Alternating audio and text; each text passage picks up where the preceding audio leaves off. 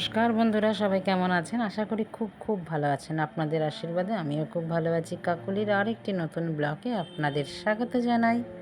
আর একটুখানি গাজর কাঁচা লঙ্কা দিয়ে আমি সেদ্ধ বসিয়ে দিয়েছি। এবার ডালটা এর মধ্যে ঢেলে দেবো, একবারে ফুটতে থাকবে। দিলাম তেল, তেল গরম হয়ে গেছে, দিলাম তেজপাতা, দেবো একটা শুকনো লঙ্কাকে, একটু বড় বড় শুকনো লঙ্কা তো একটু চিড়ে চিড়ে দিই, তবে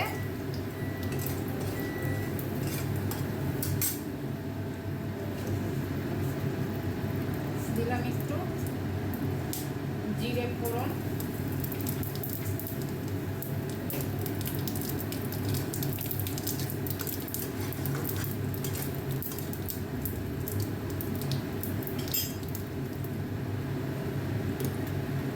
জিরে আমার ফোড়ন হয়ে গেছে।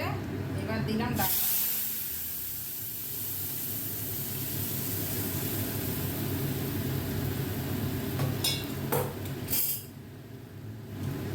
এর মধ্যে দেবো একটু জিরের গুঁড়ো,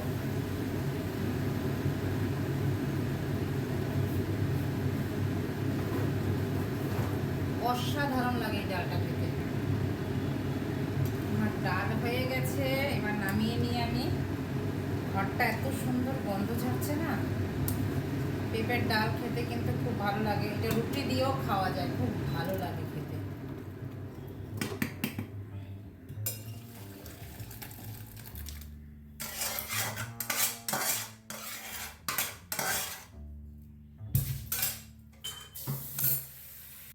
মাছ আমি ধুয়ে নুন হলুদ মেখে 1 ঘন্টা রেখে দিয়েছিলাম। কড়াই বসিয়ে দিয়েছি, কড়াই গরম হোক, তেল দেবো, মাছগুলো ভেজে নেব।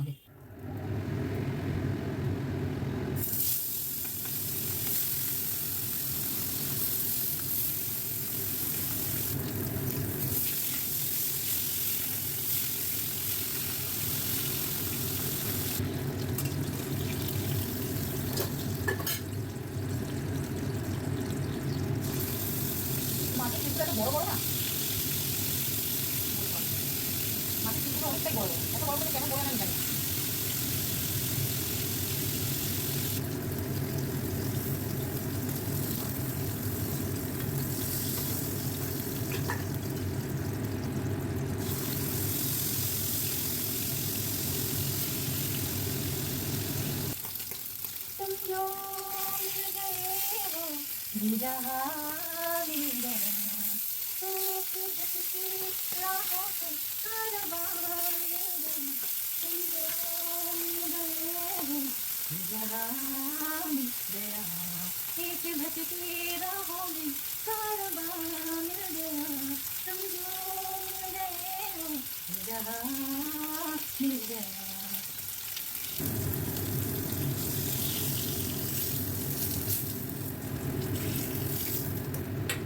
আমার ডাল হয়ে গেছে, মাছও ভাজা হয়ে গেল।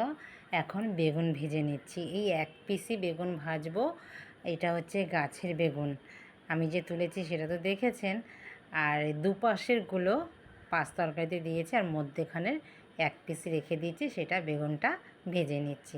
বেগুন ভাজা খেতে তো সবারই ভালো লাগে, সেমন আমার বেগুনও ভাজা হয়ে গেছে। এবার মাছের ঝোলটা বানিয়ে নিই, ওই প্রতিদিনের মতনই যেরকমই মাছের ঝোল বানাই, ডাঁটা দিয়ে আলু দিয়ে বেগুন দিয়ে বানিয়ে নিলাম। গরম জল দিয়ে দিলাম, এবার ফুটে গেলেই মাছটা দিয়ে নামিয়ে নেব। আজকে আপনাদের একটা জিনিস দেখাবো রান্নাটা হয়ে গেলে। চলুন, আমি মাছটা দিয়ে দিলাম। এবার মাছটা ফুট ধরে গেছে, গরম জল যেহেতু দিয়েছি, কেটলিটা ঠিক করেছি অনেক কষ্টে, মানে সেই আঠা দিয়ে লাগিয়ে অনেক কিছু করে কেটলিটা ঠিক করেছি। ওই মুচি সেলাই থেকে, মানে জুতো সেলাই থেকে চণ্ডী পাঠ আমাকেই করতে হয়। আমি বলি না আপনাদের কাছে, সেই ঘরের কাজ যত কিছু আছে আমাকেই সারতে হয়। চলুন, মাছও হয়ে গেছে। এই মাছ আজকে শেষ হলো। সেই কত বড় মাছ নিয়ে এসছে, পেটিগুলো একদিন খেয়েছি, গাদাগুলো একজন খেয়েছি। এখন এইগুলো রান্না বান্না হয়ে গেছে। চান করে এবার যাচ্ছি বাগানে। বাগানে এত ফুল ফুটেছে, আর তেমনি উঠেছে রোদ। মানে রোদ কাকে বলে বন্ধুরা, মানে রোদে মাথা যেন জ্বলে যাচ্ছে। চলুন ঘরেও এসে গেছি, থাকা যাচ্ছে না, ছাদের তাপ কি! এখনই এই সময় যদি এত তাপ, আরও তো গরম আসছে। এবার পুজোটা দিয়ে নিই। আজকে তো অনেক ফুল তুললাম, পুজো দিয়ে খাওয়া দাওয়া করে অনলাইন থেকে এই জিনিসটা এসছে, পাখির খাবার দাবার একটা কন্টেনার। এতটাই ভালো লেগেছে, একদিন দুপুরবেলা শুয়ে শুয়ে দেখছি এই পাখির খাবারের কন্টেনারটা।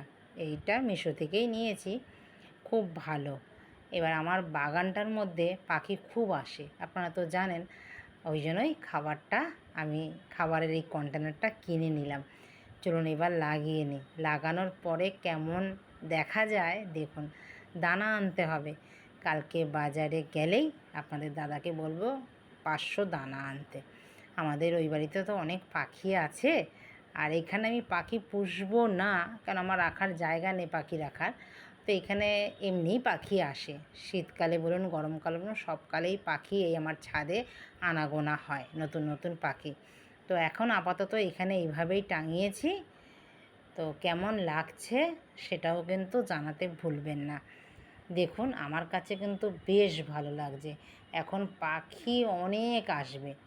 সকাল ভোরবেলা 5:30টার সময় যখন উঠি তখন দেখি পাখিতে আমাদের ছাদ ভরে যায়। ঘুঘু পাখি বলুন, চড়ুই পাখি বলুন, শালিক পাখি বলুন, অনেক শালিক পাখি থাকে। এবার পুরো বাগানটা দেখুন, এখন প্রায় বিকেলবেলা, কেমন লাগছে সেটাও কিন্তু জানাতে ভুলবেন না। কার কার ভালো লাগলো সেটাও কমেন্টে জানাবেন। তো ভিডিওটা আমি এখানেই রাখছি, দেখা হচ্ছে আবার নতুন একটি ব্লগে। সবাই ভালো থাকবেন, সুস্থ থাকবেন। আর কারোর যদি এইরকম ভালো লাগে এই পাখির খাবারের কন্টেনারটা, আপনারা মিশো থেকে নিতে পারেন, আর নাহলে আমাকে কমেন্টে জানাতে পারেন, আমি লিংক দিয়ে দেবো। আপনারা অতি সহজে এটাকে কিনে নিতে পারবেন। দামটাও খুব একটা বেশি না, যাদের ভালো লাগে। আজকে আবার ছাদটাও ভালো করে পরিষ্কার করেছি। পরিষ্কার থাকতে সবারই ভালো লাগে, পাখিরও ভালো লাগবে, পাখিও আনাগোনা করবে। চলুন তবে ভিডিওটা আমি এখানে রাখছি, দেখা হচ্ছে পরবর্তী ব্লগে। নমস্কার, টাটা।